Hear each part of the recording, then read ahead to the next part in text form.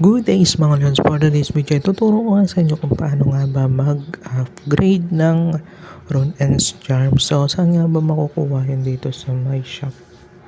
Yan, pwede kayo dyan bumili dito. Yan, so pwede nga kayo bumili dito mga lods.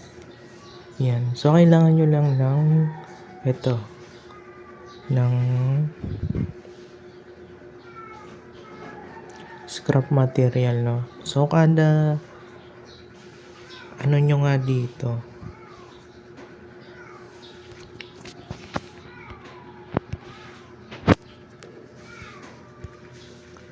kada craft nyo nga dito mga lods, may makukuha kayong scrap material, no? So click natin tong max yan. So try natin mag craft. So ayan yung nakuha natin mga lods. So, tapos may bibigay na ayan na rewards. Tapos kung magkano nga lagay yung bibili nyo nga dito sa shop, yan. So dito ayan, yan yung mga halaga nila mga lods. Ito yan. Tapos click lang natin itong collection. Yan. So dito pwede mo ngang i-upgrade, no? Yan. So try natin mag-open dito sa inventory. Dito pag nabili mo na, dito nga mapupunta yun, no? Tapos click mo lang itong open.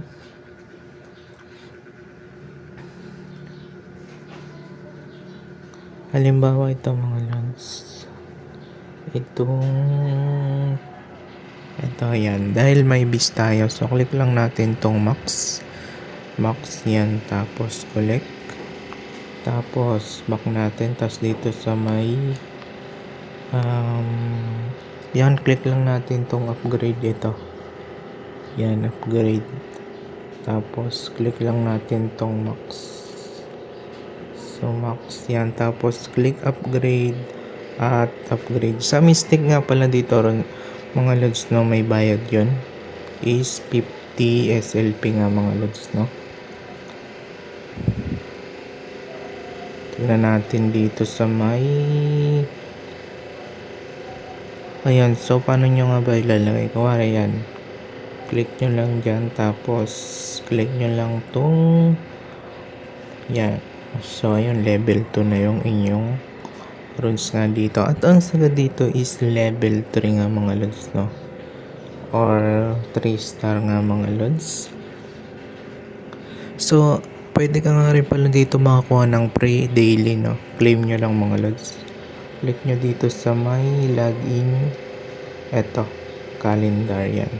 Every day nga dyan may makukuha ka. At kapag hindi mo nga nakuha is click mo lang to, at may bayad nga pala yun, no? 25 SLP. Ayan, no? Pag hindi mo na-claim o nakalimutan mo. Pero yung iba hindi na pwedeng makuha, no? Pag marami ka na nga ditong nakalimutan na kunin. So yun lamang po, no? Sana nakatulong tong video. Please like, subscribe, and hit the notification bell para updated nyo kayo sa mga video pa natin lalabas tungkol dito sa mga tutorial. Yun lamang po, and God bless.